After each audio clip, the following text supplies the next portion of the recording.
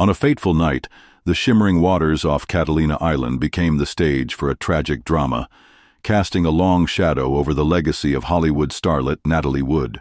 As the clock struck midnight on November 29, 1981, whispers of turmoil echoed through the luxurious yacht on which she celebrated her birthday. With her husband, actor Robert Wagner, and fellow thespian Christopher Walken on board, tensions simmered, culminating in a heated confrontation that would soon transcend the boundaries of life and death. Hours later, the beauty of the night turned into a haunting mystery as Wood's lifeless body was discovered drifting in the chilling embrace of the Pacific. Dressed in a nightgown, wool socks, and a distinctive red parka, she was a tragic figure lost to the depths. An autopsy report painted a gripping picture of her final moments. Bruises marred her skin, and her blood alcohol content revealed a state of inebriation, fueling speculation about whether her demise was simply an accident or a darker narrative of struggle and strife beneath the surface. Amidst the swirling rumors and incomplete narratives, key figures began to emerge, their testimonies weaving a complex tapestry of events. Eyewitnesses recalled the sounds of discord on that somber night, while the yacht's captain, Dennis Davern, alleged that an explosive argument between Wood and Wagner erupted prior to her disappearance. Accusations of infidelity hung heavy in the air, leading to a chaotic scene that ended with Wood's tragic plunge into the water. The decades that followed would see the case reopen, rekindle interest, and invite speculation, yet definitive answers remained elusive, leaving the world to ponder the secrets of that night and the enigma surrounding Natalie Wood's legacy.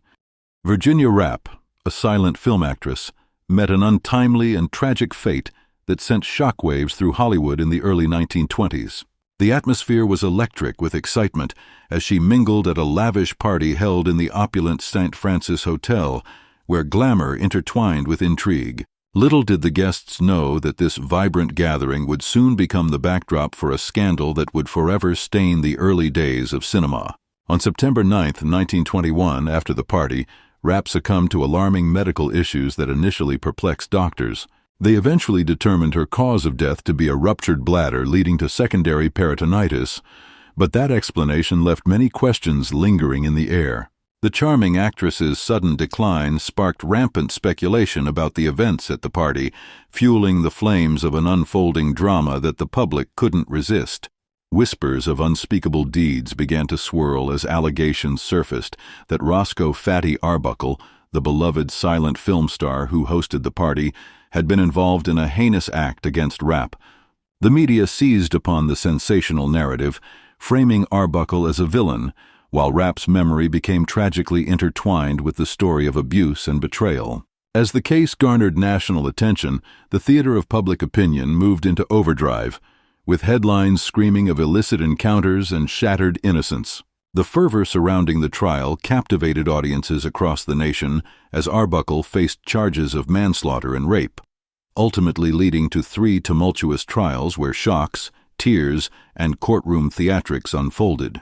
Despite Arbuckle being acquitted in all trials, the emotional and societal repercussions were immense. The fallout from the case decimated his career, leading audiences to shun his comedic talents. What was meant to be a night of revelry had transformed into a heartbreaking tale of loss, conflict, and a quest for justice. Meanwhile, the circumstances surrounding Virginia Rappe's death remained steeped in ambiguity. While some sought to uncover a conspiracy, others speculated about her health prior to the party, positing that underlying medical issues may have played a part. As the years have passed, her story endures, reflective of the complexities and tragedies that often lie beneath the glitzy veneer of fame. In the end, the Rappe case signals not only a personal tragedy, but a deeper understanding of the darker shadows cast by celebrity culture, one that still resonates today. The Black Dahlia case, centered around the tragic life and gruesome death of Elizabeth Short, has enthralled true crime enthusiasts since the 1940s. This narrative begins on the cold morning of January 15, 1947, when the serenity of Leimert Park in Los Angeles was shattered. There, in a vacant lot, the body of a young woman was discovered, captivating the attention of detectives and the public alike. Elizabeth's lifeless form was found bisected at the waist, a stark visual contrast to the beauty she once held as an aspiring actress. As investigations unfolded, the horrors deepened. Observers were horrified to learn that Elizabeth's body had been meticulously drained of blood, leaving no traces of life behind.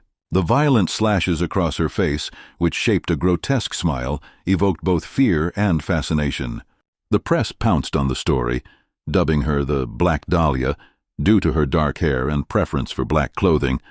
Headlines screamed details, fueling urban legends and public speculation about the identity of her murderer. Despite exhaustive efforts by law enforcement, including the Los Angeles Police Department and later the FBI, the case remained cold. Elizabeth Short's murder became a series of puzzling riddles, with theories springing forth like weeds among the swirling suspects. Dr. George Hodel emerged, reportedly a man of means and intellect, entwined with the art and shadowy spheres of life.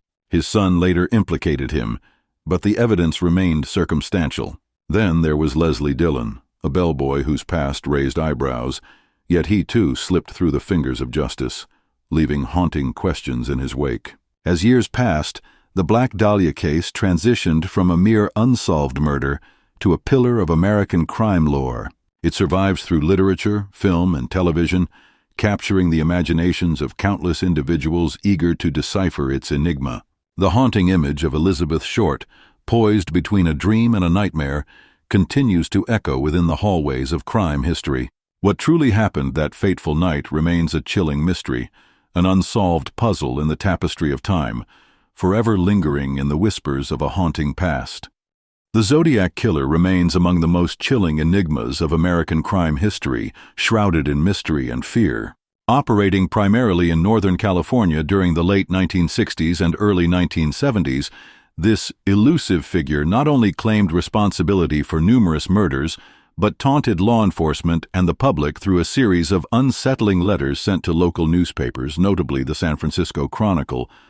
With claims of killing up to 37 victims, the confirmed toll stands at 5, where each victim met a gruesome fate in secluded and chilling locations. The initial known victims, Betty Lou Jensen and David Faraday, were tragically shot on December 20, 1968, near Vallejo. This heinous act set the stage for a series of brutal crimes that would send the community into a state of paranoia. To amplify fear, the killer struck again on July 4, 1969, targeting Darlene Ferrin and Michael Mageau. In this terrifying encounter, Ferrin was killed, but Mageau managed to survive, offering a crucial description of their assailant that would only deepen the mystery. How could someone so violent remain anonymous while instilling such dread? Perhaps most infamous was the attack at Lake Berryessa on September 27, 1969, where Brian Hartnell and Cecilia Shepard found themselves at the mercy of the killer. After being brutally stabbed, the killer, in a calculated show of confidence, etched a cryptic message onto Hartnell's car door, leaving behind a symbol reminiscent of a crosshair, his signature. This baffling act clashed with common perceptions of a killer's behavior, marking the Zodiac as a figure of both fear and twisted intellect. The final confirmed murder was the shocking slaying of cab driver Paul Stine on October 11, 1969, in San Francisco's Presidio Heights. Here, the Zodiac once again illustrated his eerie ability to blend into the shadows, calmly stealing the victim's belongings and sending a piece of his shirt to prove his involvement. To this day, the true identity of the Zodiac Killer eludes capture, despite the relentless work of investigators and countless theories proposed by true crime enthusiasts. The saga of this mysterious figure continues to captivate, serving as a haunting reminder of the horrors that can lurk beneath the surface of society. Each new generation grapples with the intrigue, wondering if the clues left behind will ever unravel the enigma of the Zodiac. In the quiet mountains of Keddie, California, a tragic tale unfolded during the early hours of April 12, 1981. The serenity of the night was shattered when the Sharp family faced a brutal and unexpected horror inside their cabin at Keddie Resort. 4 lives were violently taken away: Glenna Sue Sharp, her son John Stephen, her daughter Tina Louise, and John's friend Dana Hall Wingate. The chilling aftermath included a single survivor, Sue's 14-year-old daughter Sheila, who escaped the tragedy by sleeping at a friend's house that night. The crime scene painted a gruesome picture. Investigators found evidence that suggested a struggle had taken place, and the brutality of the attack left the community in shock. Time and relentless efforts by authorities to piece together the puzzle only intensified the mystery. Countless leads were pursued, numerous suspects were scrutinized, yet the truth remained elusive. The case was laden with twists, as hints and whispers echoed through the following years. The passage of time introduced new developments but didn't bring solace. In 1984, a grim discovery was made when Tina's remains were located in Butte County, about 62 miles from Keddie. This revelation deepened the sorrow of a family and left many unanswered questions in its wake. Did this discovery provide closure or simply deepen the enigma? The search for justice persisted, even as the investigation faced a barrage of setbacks due to a lack of concrete evidence. In 2016, a new glimmer of hope emerged in the form of a hammer found hidden away in a pond. Along with this discovery, advancements in DNA evidence rekindled the hope of solving this notorious cold case. Yet, despite renewed investigations, no charges have materialized. A sense of frustration enveloped the community and intrigued true crime enthusiasts as the saga of the Keddie murders continues to unfold. Today, the Keddie murders stand as one of California's most infamous unsolved cases. While investigators tirelessly work to unravel the tangled web of clues, the memory of Glenna, John, Tina, and Dana lingers on. Their story captivates, provoking wonder and sadness, while reminding us that some mysteries remain untouched by time. Will justice ever be served, and will the truth finally emerge from the shadows? The haunting question endures as the Keddie murders remain a chilling legend of unanswered horror. In the early hours of July 1, 1981, a horrific crime scene unfolded at 87763 Wonderland Avenue, a seemingly ordinary home in the heart of Laurel Canyon, Los Angeles. Here, the bodies of 4 individuals were discovered, mercilessly bludgeoned to death with lead pipes. The brutality of the Wonderland murders reverberated throughout the city, forever engraving the event into the annals of true crime history, with lasting ties to the seedy world of the porn industry and drug trafficking. The victims, each with their unique stories, were intricately woven into the fabric of a troubled community. Joy Audrey Miller, a former porn actress, a bright star dimmed too soon, was among the deceased, alongside the career criminal Ronald Launius, who had connections steeped in organized crime's underbelly. William Deverell, a drug dealer entwined in a world of chaos, and Barbara Richardson, a friend seeking solace, were also caught in the tragic crossfire of this violent confrontation. Their lives intertwined. Their tragic ends sparked questions that would linger for decades. Central to the investigation was the infamous figure of John Holmes, a legendary porn star known for his role in Deep Throat. Allegations arose that he was not just a mere passerby, but a prime suspect with motives deeply rooted in drug debts owed to the victims. Holmes's claim of being a reluctant witness to the brutality painted a chilling picture, yet his subsequent death in 1988 left many questions unanswered. Was he a mere scapegoat, or did he hold the key to unlocking this tragedy? As detectives scoured through conflicting confessions and dubious leads, theories about the motives behind the murders began to form. Drug debt retaliation arising from a staggering $1 million cocaine theft surfaced as a probable motive, while whispers of mafia ties and organized crime casts shadows on the investigation. Many associates stepped forward but offered tales filled with inconsistencies, compounding the confusion surrounding the true nature of the crime.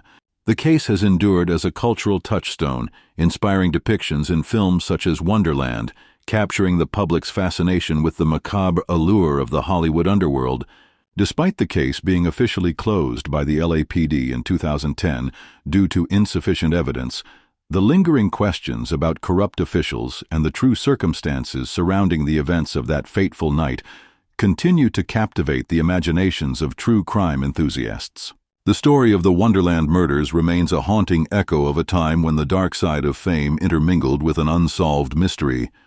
Between October 1972 and February 1973, an unsettling series of events unfolded in Santa Rosa, California, as 7 young women disappeared without a trace, their lives cut short in a chilling pattern.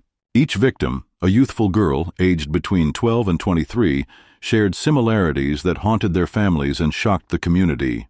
Discovered in remote locations, these young lives were cruelly claimed by a methodical predator who left no room for escape or reprieve. With hopes dashed, families grieved as investigators pieced together a macabre puzzle. Lori Lee Cursa was the first shining light extinguished, her tender age of 12 marking the beginning of a brutal chapter in Santa Rosa's history. In parks and creeks, the bodies of victims such as Kim Wendy Allen and Maureen Louise Sterling would be uncovered, sparking an atmosphere of fear across the city. All victims were petite and fair-haired, frequently last seen hitchhiking or near bus stops, a pattern that suggested the killer's chilling preference. The public's imagination became ensnared in terrifying conjecture as tales of a lurking predator gripped the community. Despite diligent efforts by law enforcement, investigation challenges loomed large over these heart-wrenching cases. Eyewitness accounts surfaced, detailing encounters with a disheveled man in a van, yet definitive evidence remained frustratingly elusive. No fingerprints or DNA emerged to direct investigators toward a plausible suspect. Initially approached as separate incidents, overlapping narratives slowly began to intertwine, propelling suspicions toward a singular monstrous entity lurking in the shadows. Rumors of the Zodiac Killer surfaced, intertwining two of Northern California's most infamous tales of horror. Yet as connections were drawn, the chilling fabric of the cases resisted threads, leaving investigators grasping at straws. Other notable suspects like Ted Bundy and local individuals were scrutinized, but direct links evaded discovery. Even with advancements in forensic techniques and the reopening of the cases in the 2000s, the truth remained obscured, leaving families in limbo. Years progressed, and the specter of these unsolved crimes lingered. In 2019, age-progressed sketches emerged, rekindling hope for closure, as new generations pondered the darkness that shadows the seemingly serene landscape of Santa Rosa. The murders of these young women continue to captivate public attention, immortalized in true crime documentaries and prompting extensive analytical discussions. The elusive answers underpinning the Santa Rosa hitchhiker murders refuse to fade, an enduring mystery yet to be unraveled. Joseph James DeAngelo, infamously known as the Golden State Killer, cast a long shadow over California from 1974 to 1986.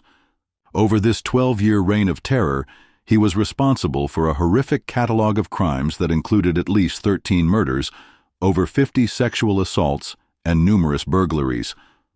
With a mosaic of horrors stretching across both Northern and Southern California, he evoked fear under different monikers like the East Area Rapist and Original Night Stalker, painting a picture of a predator who could blend into the shadows of everyday life.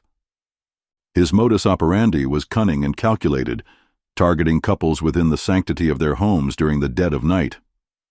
With a ruthless precision, he would bind male victims, often placing objects on their backs to create noise should they move, thus easily instilling a chilling terror.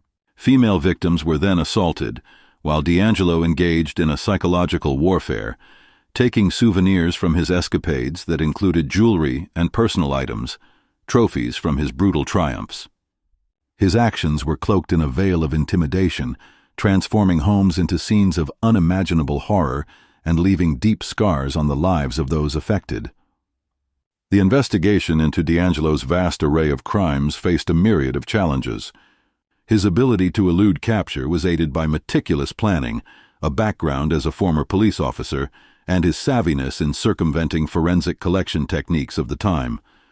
His heinous actions crossed multiple jurisdictions, leading to coordination challenges among law enforcement agencies. Decades of uncertainty ensued until the dawn of the 21st century brought a breakthrough as advancements in DNA technology began linking his crimes, though the mystery of his identity remained intact for many years. A turning point came in 2018 when investigators harnessed the power of genetic genealogy, ultimately leading to DeAngelo's arrest at the age of 72. With DNA from the crime scenes matching, the veil of anonymity was lifted, revealing the man responsible for so much anguish. DeAngelo faced legal consequences for his actions, pleading guilty in 2020 to 13 counts of murder and kidnapping-related charges, receiving a life sentence without the possibility of parole. Nonetheless, the lingering questions over the countless sexual assaults he committed, many of which fell prey to California's statute of limitations, remain unresolved, illustrating a painful gap in his victim's quest for justice. Indelibly, D'Angelo's crimes sharpened the focus on the efficacy of utilizing genetic genealogy in forensic investigations, paving the way for future cold case solutions. His actions have underlined systemic failures in law enforcement procedures, gaps that speak to the need for improved interagency communication when addressing historical sexual crimes. While the resolution of D'Angelo's identity brought some closure, the unresolved nature of many of his crimes continues to haunt the collective consciousness, serving as a poignant reminder of accountability that remains just out of reach. The Doodler case represents a haunting chapter in San Francisco's history, marked by the shadow of fear that gripped the LGBTQ+ community during the mid-1970s. An unidentified serial killer operated with a chilling strategy, drawing sketches to disarm and deceive his victims. This predator specifically targeted gay men, weaving a web of trust before committing his horrific acts.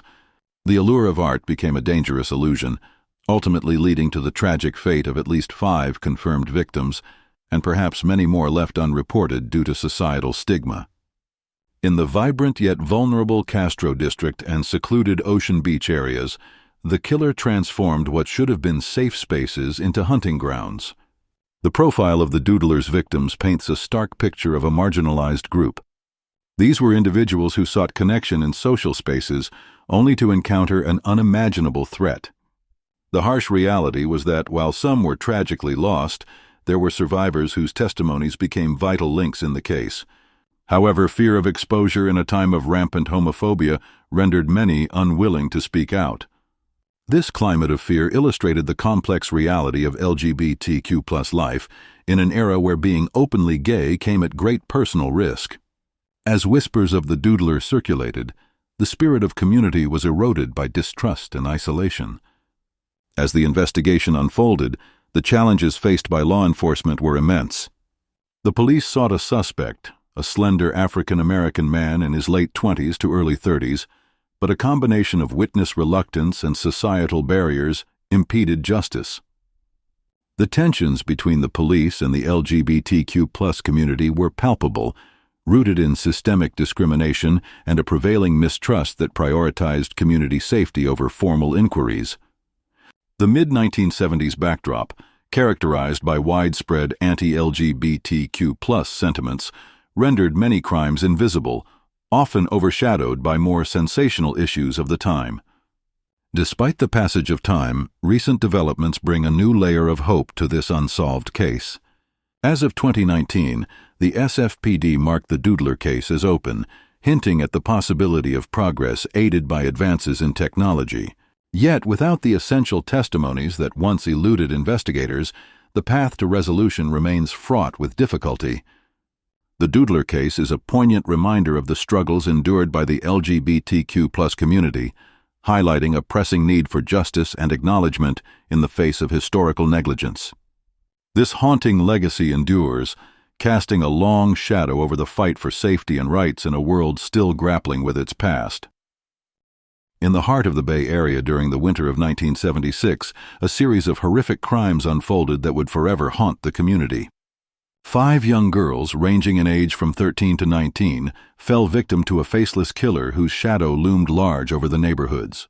The timeline commenced with the disappearance of Carolyn Davis on January 7th, leading to a grim discovery near a church. The harrowing pattern continued with Veronica Cassio, Denise Lampa, Paula Baxter, and finally Tanya Blackwell, all brutally murdered within a few months. As panic gripped South San Francisco, citizens turned to each other for safety. Neighborhood watches sprang up like wildfire, formed by concerned residents whose innocent walks had transformed into cautious ventures. The schools turned into fortresses of protection, where teachers warned students about the danger lurking outside. The somber atmosphere foreshadowed not only the tragic loss of young lives, but also a community's fight against fear. Despite the hopes that surged with every lead, the investigation faced insurmountable obstacles. The distinct modus operandi hinted at one relentless predator stalking the streets, yet theories emerged suggesting a more complex web of crimes. Investigators found themselves paralyzed by the limitations of forensic technology, unable to unveil the truth as DNA analysis was still a dream of the future. In this landscape of uncertainty, the killer remained elusive. Years turned into decades, but the Gypsy Hill murders never faded from public memory. In the 2010s, advancements in forensic science sparked a new flame of investigation. The Cold Case Task Force unearthed new evidence, ultimately leading to the discovery of Rodney Halbauer's DNA. Yet, his death in 2021 prevented justice from being served, bringing an additional layer of despair to an already heart-wrenching narrative. The harsh legacy of the Gypsy Hill murders is woven into the fabric of San Mateo County, representing both significant advancements in the field of forensic science and the unresolved trauma faced by the families of victims. The cases served as cautionary tales of gaps within law enforcement, fueling discussions that persist in true crime documentaries and podcasts. As questions echo through the corridors of time, the ultimate tragedy remains: the lost lives, the lingering darkness, and the certainty that the full truth may never be unveiled. On July 18, 1984, a chilling darkness enveloped a McDonald's restaurant in San Ysidro, California. As the door swung open, a man entered, exclaiming, "I'm here to kill people!" What followed was a harrowing episode of terror, witnessing human lives extinguished in a flurry of bullets during a time meant for family and laughter. The chaos erupted at approximately 4 p.m., where children, parents, and the elderly alike found themselves thrust into a fight for survival. The perpetrator was James Oliver Huberty, a 41-year-old former security guard who had been grappling with financial strain and untreated mental illness. Armed with a shotgun, a semi-automatic pistol, and a rifle, he unleashed over 250 rounds into the unsuspecting crowd. Victims included the youngest, an 8-month-old baby clutched helplessly in a mother's arms, and an 11-year-old boy who bravely shielded his younger brother. As patrons sought refuge beneath tables, many became targets of indiscriminate cruelty, a harrowing reminder of life's fragility. After a relentless 77 minutes, a SWAT team sniper put an end to Huberty's rampage, but the shadows lingered. With 21 fatalities and 19 others suffering severe injuries, the incident left an indelible mark on the community.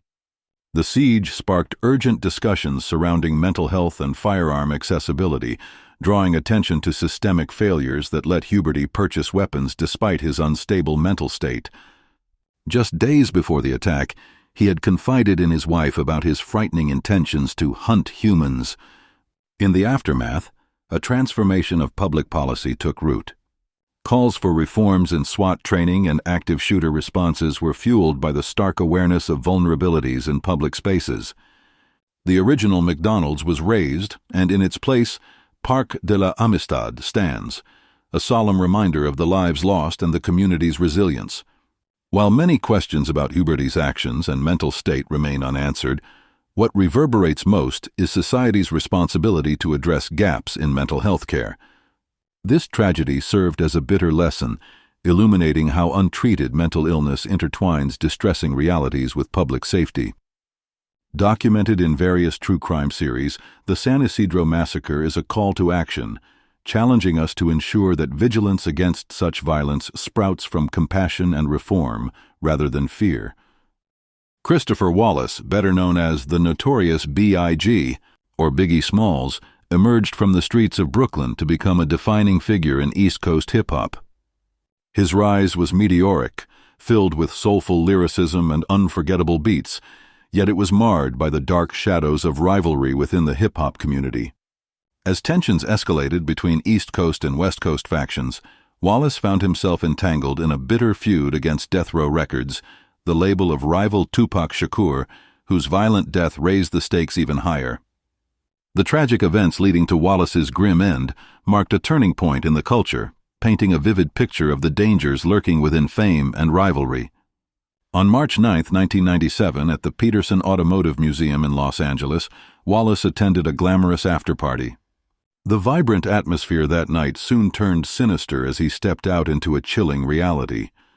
Positioned in his SUV at a red light, a dark Chevrolet Impala slid up beside him, and a volley of gunfire erupted, striking him multiple times.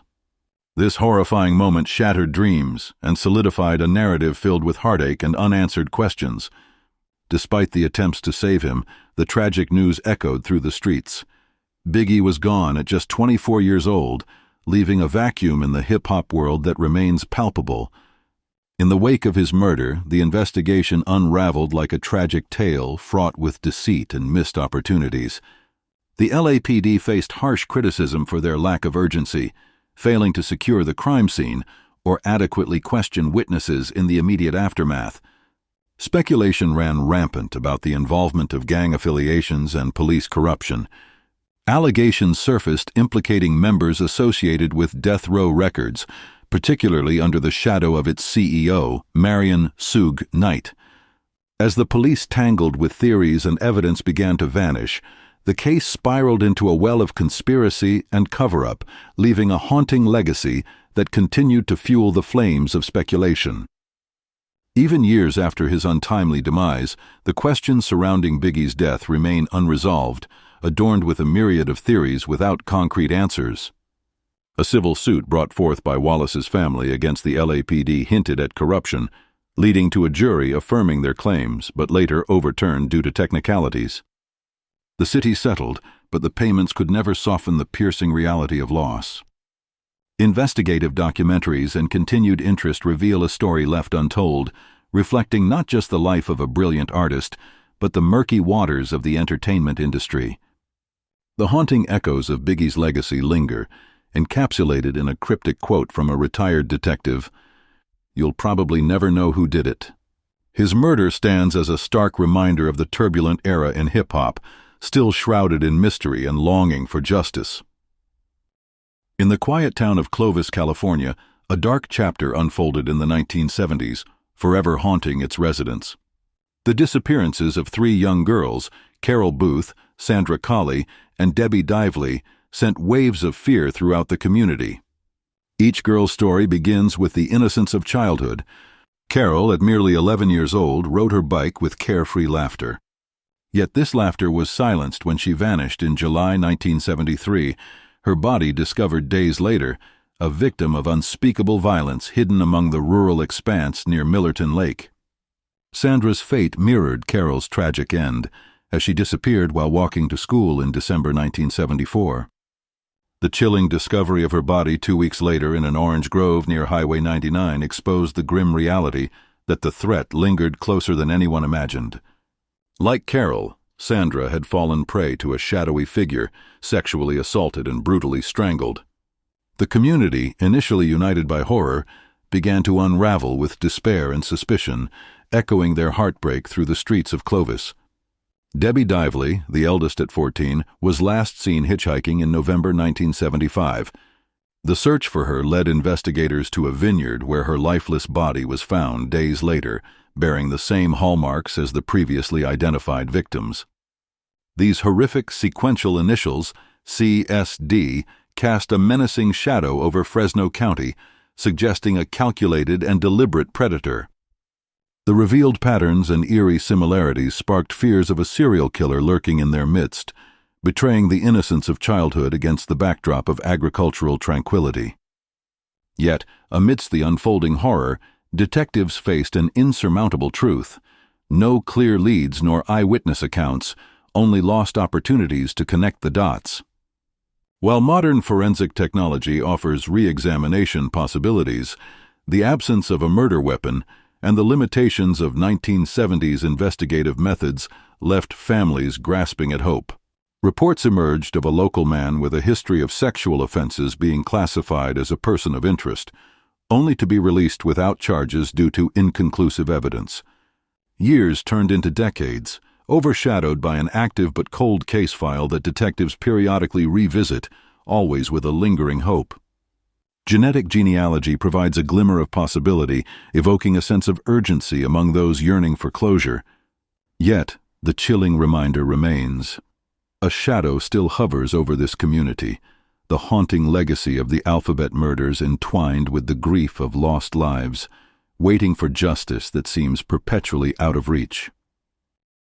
Mitrice Richardson, a vibrant 24-year-old woman, was arrested on September 16, 2009, after erratic behavior at a Malibu restaurant raised concerns among the staff. Her inability to pay the bill and the discovery of a small amount of marijuana in her vehicle set off a chain of events that tragically culminated in her disappearance. Following her arrest, authorities deemed her sober and coherent upon release in the early hours of September 17th, dismissing the visible signs of distress she exhibited. Vulnerable and alone, she walked into the unknown, unaware of the ticking clock on her safety. The moments leading up to her disappearance emphasize systemic failures in protocol regarding individuals experiencing mental health crises. With no phone, no cash, and no means of transportation, Mitrice was set free into the dark night. Last seen on surveillance footage walking into the remote Malibu Canyon area, the haunting image of her silhouetted against the darkness would mark the beginning of a community's desperate search for answers. Despite efforts from family and volunteers, hopes of finding Mitrice alive began to fade as weeks turned into months with no leads. August 2010 brought tragic closure when skeletal remains were discovered in a creek bed 10 miles from the police station. The autopsy revealed little due to decomposition, leaving an ominous cloud of uncertainty over the cause and manner of death. The lack of evidence suggesting drugs or alcohol only deepened the mystery, as did the speculation surrounding her death. While some hinted at foul play or abduction, others speculated she could have succumbed to the harsh elements or suffered an unfortunate accident. The absence of concrete evidence sparked divisive theories, leaving the case officially unsolved and her family seeking resolution. The aftermath of Mitrice's case ignited outrage and highlighted the need for reform in law enforcement's approach to mental health issues, as well as the racial disparities in the treatment of missing persons cases. Though the family filed a wrongful death lawsuit against Los Angeles County that resulted in a $900,000 settlement, the county admitted no fault, leaving a bitter taste of injustice. Today, Richardson's story serves not only as a reminder of systemic failures, but also as a rallying call for advocates emphasizing policy reform and improved community safety protocols. Her legacy continues to propel discussions about the rights and protections individuals with mental health challenges deserve. On June 22, 1958, the serene landscape of El Monte, Los Angeles County was shattered by a horrific discovery: the body of Jean Hilliker Elroy, a 43-year-old nurse and mother.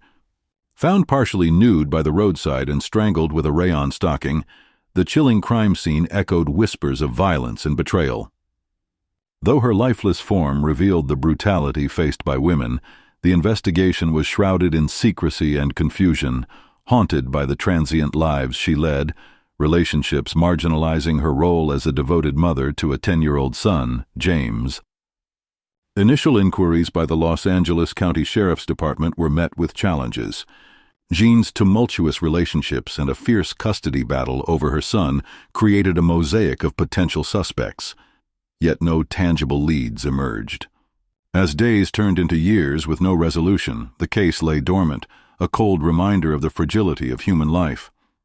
The echo of her unjust fate loomed large in her son's existence, haunting him through adolescence and adulthood, instilling within him an insatiable craving for answers. The narrative took a pivotal turn in the 1980s when James Elroy embarked on an emotional odyssey to uncover the truth behind his mother's murder. His journey became a cathartic exploration into the darkest corners of humanity, culminating in the release of My Dark Places in 1996. This memoir reignited public interest, framing Jean's murder as a focal point of unending grief and unresolved trauma.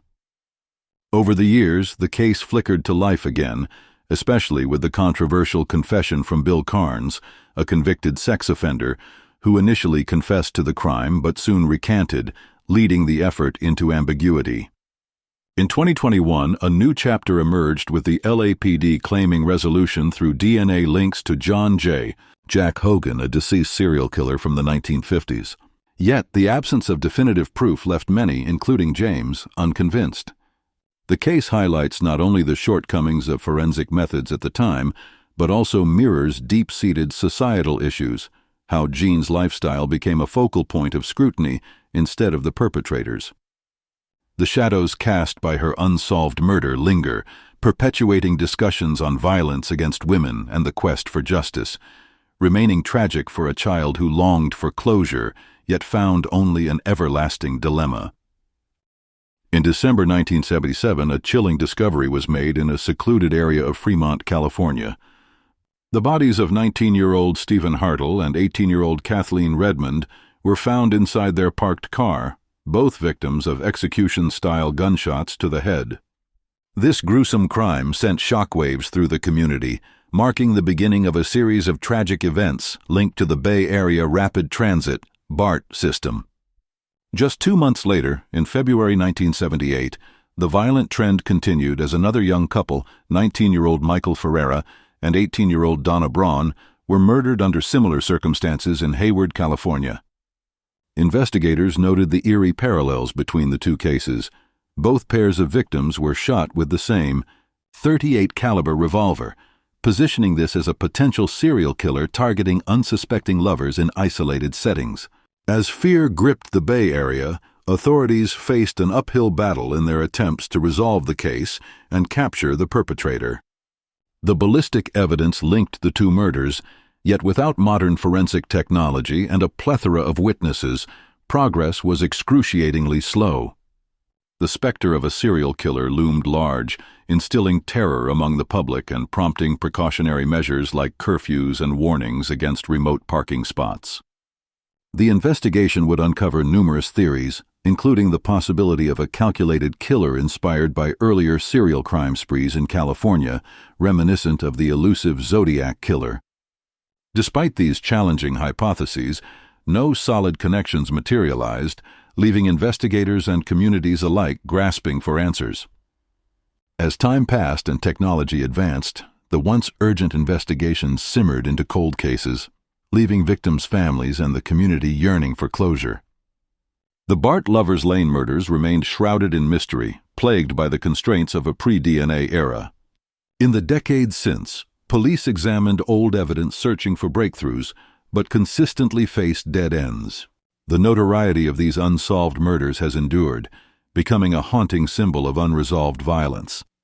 Media coverage and true crime documentaries have kept the story alive in public consciousness, yet the haunting question remains: who was the predator stalking the Bay Area lovers' lanes, and when will justice be served to the victims and their grieving families? In the mid-1980s, the picturesque streets of San Diego masked a growing fear that gripped the city. A series of sniper attacks struck terror into the hearts of drivers traversing Interstate 5 and Interstate 805, creating an atmosphere of uncertainty and dread. Between 1985 and 1986, an unknown assailant transformed routine commutes into life-threatening experiences as bullets pierced the air, targeting unsuspecting vehicles during the daylight hours. Utilizing a Boris .22 caliber rifle, the sniper concealed himself near overpasses or along the freeways, taking aim at passing cars with chilling precision. Victims, caught off guard and unaware of the impending danger, became targets for this faceless nightmare. A promising day could quickly devolve into chaos as glass shattered and screams filled the air. Tragically, amidst the terror, one innocent life was lost. 28-year-old Kimberly Louise Collin met a devastating fate in August 1986, while 9 others suffered injuries, including a critically wounded 15-year-old boy. Law enforcement agencies, determined to unravel this mystery, mobilized in unprecedented ways. A composite sketch of the presumed shooter, a white male in his 20s or 30s, potentially driving a light-colored van, was shared widely with the public. Despite roadblocks, extensive manhunts, and heartfelt appeals from anxious citizens, the elusive sniper managed to slip through the fingers of justice. The community's sense of safety eroded as rumor and speculation engulfed the streets of San Diego. As fear spread, the public took preventive measures into their own hands. Drivers began avoiding freeways altogether, while some resorted to makeshift barriers like mattresses positioned in their cars for added protection. The California Highway Patrol intensified their efforts, ramping up patrols and employing helicopter surveillance in a desperate attempt to restore order and tranquility to the roads. The legacy of these chaotic events remains etched in the minds of San Diego residents, with the case persisting as one of the most haunting cold cases in the city's history. The sniper's motives remain shrouded in mystery, with theories ranging from thrill-seeking behavior to underlying mental health issues. Investigators have speculated over possible connections to other unsolved shootings, yet no substantial evidence has emerged to clarify the chilling ambiguity surrounding this notorious chapter in San Diego's past.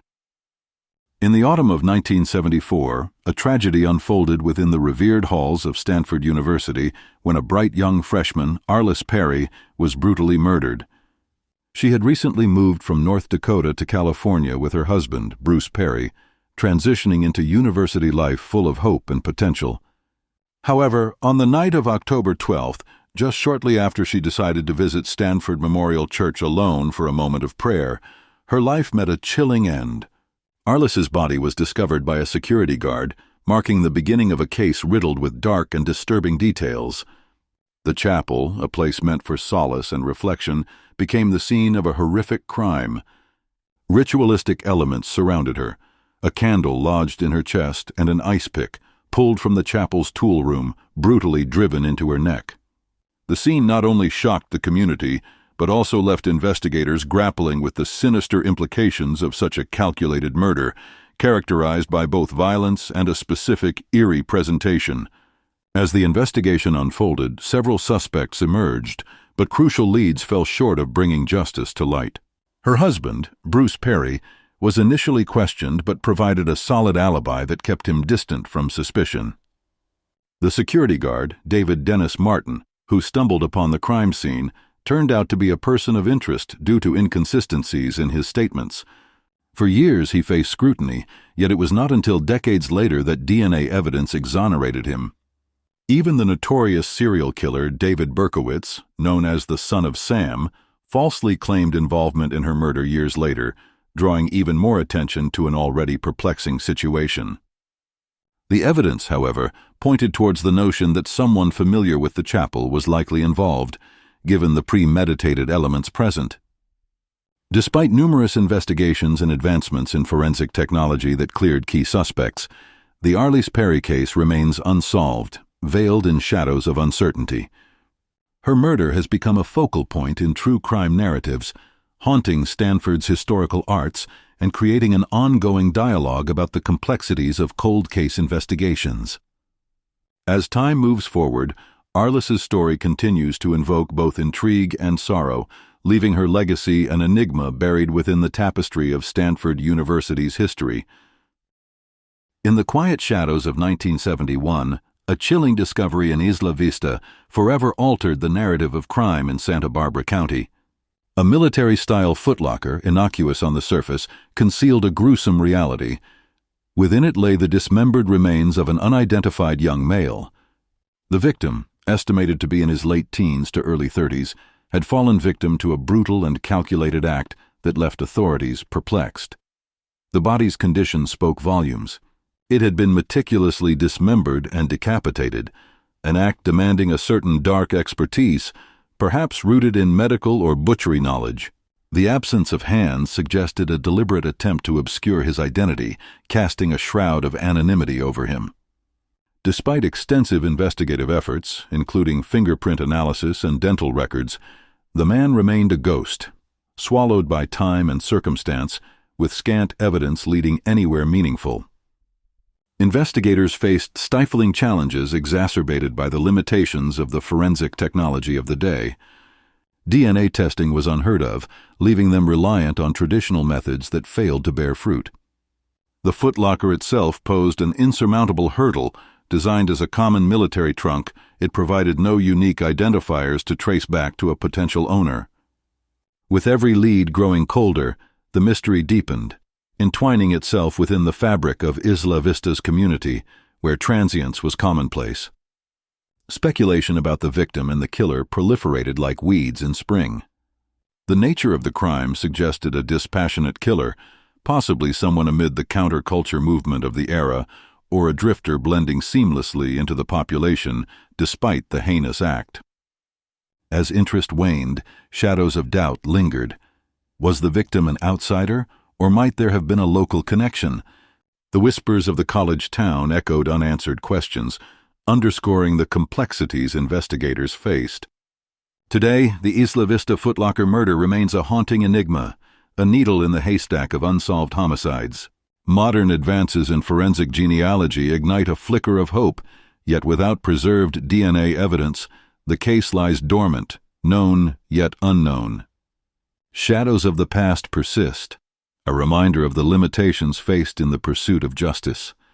The unanswered queries linger, resonating beyond the confines of time, inviting anyone to ponder what stories lie behind the silence of the unsolved. On a fateful day in July 1988, tranquility shattered at Lake Tahoe when fishermen stumbled upon a haunting discovery. The lifeless body of a young woman floated near the Nevada shore, wrapped tightly in a bedsheet and burdened by rocks. She had languished beneath the water for weeks, rendering identification nearly impossible as decomposition painted over her physical features with the strokes of time. The chilling conclusion of investigators deemed her death a homicide, her identity a ghost in the wave-capped shores of this popular tourist destination. The elusive victim was described as a woman between 25 and 35 years old, standing 5'4" to 5'6" and weighing around 120 to 130 pounds. Her light brown or strawberry blonde hair was once full of life, now reduced to strands floating in the lake's depths. What drew the eye and ignited hope was the silver ring she wore, adorned with turquoise and coral stones, a clue that hinted at her story, possibly tied to Southwestern or Native American culture. It was a piece of her past, yet a shuttered door to her identity, leading investigators to wonder who she was and where she came from. The challenges surrounding the investigation were as daunting as the mysteries of the lake itself. The absence of fingerprints and dental records kept her name hidden, and facial reconstructions failed to resonate with those who might have known her. The generic bedsheet and rocks, used to weigh her down, vanished into anonymity, while the primitive DNA technology of the era left investigators without the tools needed to unravel this dark tapestry. Time stood still as modern forensic genealogy awaited its moment to shine, still separated from an unsolved case begging for resolution. Theories emerged like waves lapping against the shore. Was she a transient wanderer drawn to the lake's allure, or perhaps someone with deeper connections to the area? Those who speculated posited that the killer could have either harbored local knowledge or may have transported her from a different crime scene. Each avenue explored brought more questions than answers, ending in the chilling realization that this nameless figure remains both victim and mystery, a reflection of the shadows from which she came. To this day, the Lady of the Lake endures, a tragic enigma echoing across the serene lake, reminding us of the many untold stories lost to time. The questions linger. Why did no one claim her unique ring? Was there darkness in her life that led her to this fate?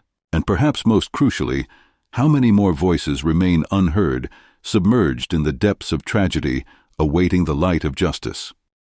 The Stoneman murders, a name that evokes terror and tragedy, encapsulate the grim reality of violence against one of society's most vulnerable groups.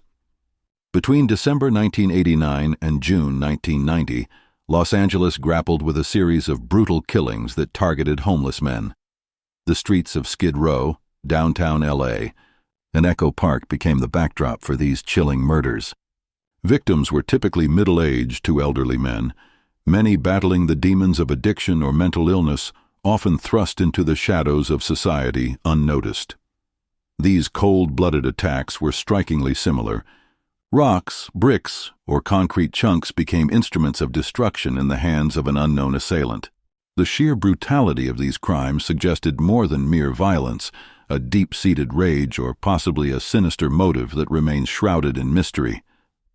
The victims, while alive, struggled to be seen or heard, and in death their identities became entangled in a web of neglect, overshadowed by the indifference of a society that overlooked their plight.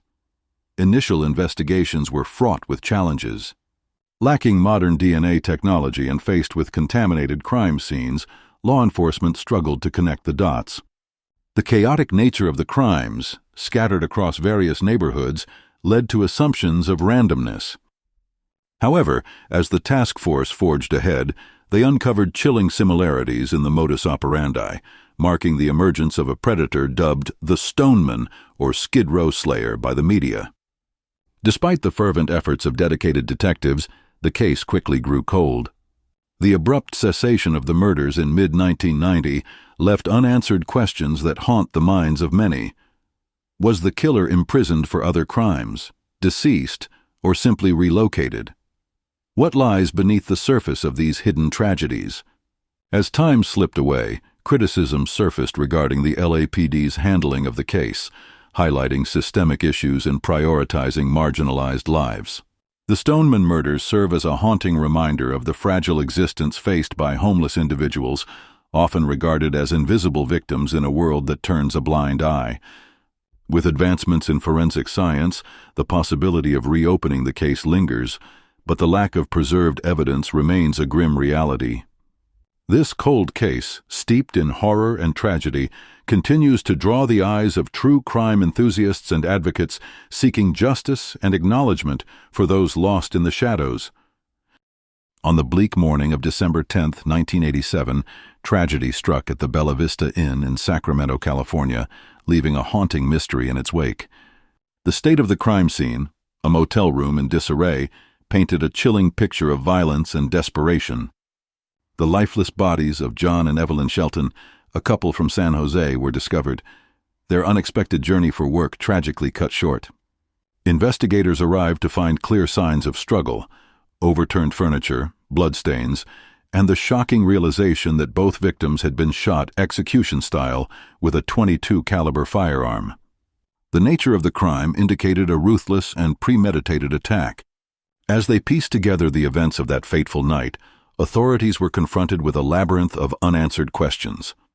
The absence of witnesses, no one reported hearing gunshots amidst the din of the nearby busy road, coupled with the lack of clear evidence, made the investigation remarkably vexing. A small cash amount and personal belongings were missing, leading officers to initially suspect robbery. Yet the deliberate manner of the Sheltons' deaths, with John found near the door, a sign he may have attempted to flee, and Evelyn reclining motionless on the bed, hinted at something far more sinister. Was this a crime of opportunity, or were the Sheltons deliberate targets, marked for reasons that remained shrouded in darkness? In the years that followed, the case became emblematic of the challenges law enforcement faced with transient victims and the passage of time. Despite advanced techniques employed in the 2000s to retest the existing evidence, nothing emerged that could illuminate the dark corners of the investigation. The allure of potential ties to other unsolved motel murders, or the gritty backdrop of rampant gang violence in Sacramento during the 1980s, provided fertile ground for speculation, yet all efforts led to dead ends. Media attention, particularly from shows like Unsolved Mysteries, stirred interest and generated tips, but none resulted in tangible leads or arrests. As the years pressed on, the Bella Vista Inn murders became a stark reminder of unsolved crimes lurking just beneath the surface of society. With advances in genetic genealogy and awareness of familial DNA databases growing, the hope remains alive that one day justice may finally be served. As the families of John and Evelyn Shelton persist in their quest for answers, the unresolved case continues to serve as a reminder of the complexities entwined with violence, time, and the search for closure. In the somber landscape of the San Francisco Bay Area in 1998, the shadow of violence loomed large, epitomized by the tragic case of Evelyn Hernandez. A 17-year-old pregnant teenager, Evelyn was a soul ensnared in the bleak grip of addiction and homelessness. Her dismembered torso was discovered floating in the bay, a gruesome testament to a life marked by struggle, and her final moments cast further into the obscurity of urban shadows after she was last seen in Oakland.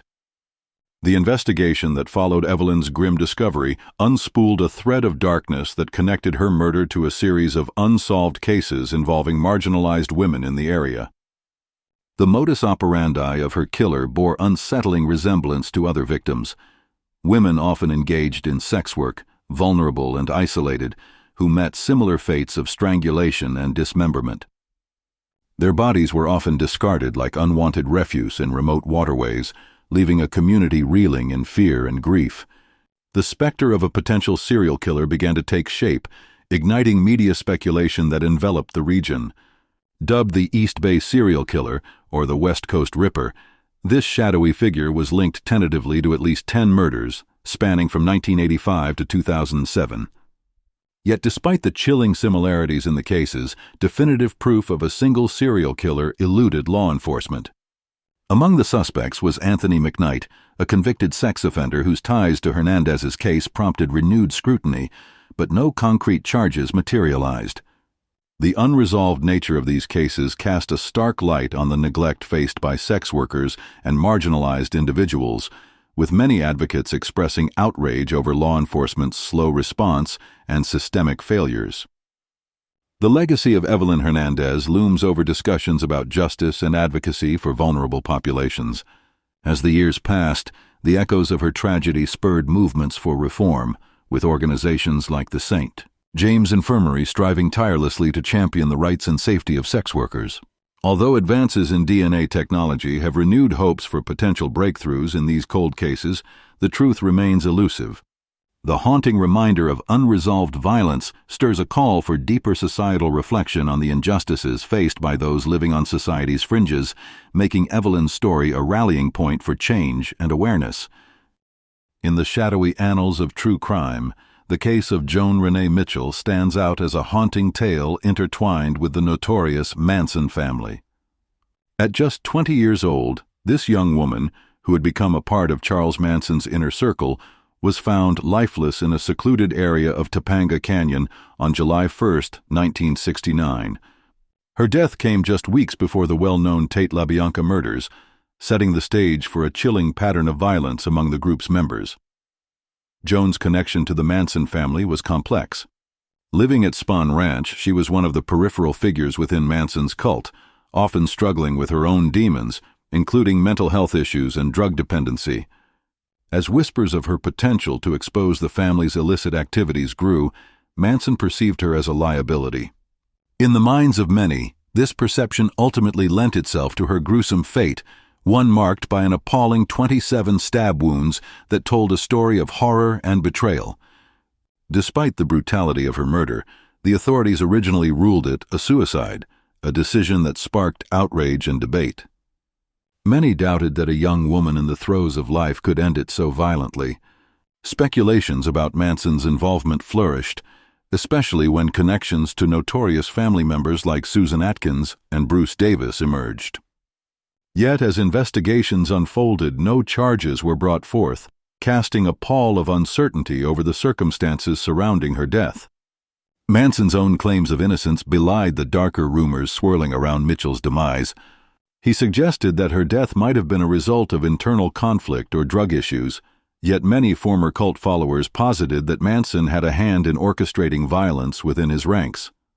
The lack of direct evidence linking him to Mitchell's murder has led to much conjecture and speculation in true crime circles. The case also points to troubling questions regarding police mishandling and societal perceptions of marginalized individuals. Critics argue that Mitchell's status as a member of the Manson family led to a downplaying of her murder, leaving behind a legacy of unresolved questions. The dynamics of violence within the cult reflected a brutal culture where perceived weaknesses were starkly punished. Joan Renee Mitchell's death remains officially unsolved, a chilling reminder of the many dark secrets and unexplained tragedies that festered in the wake of Manson's horror-filled legacy.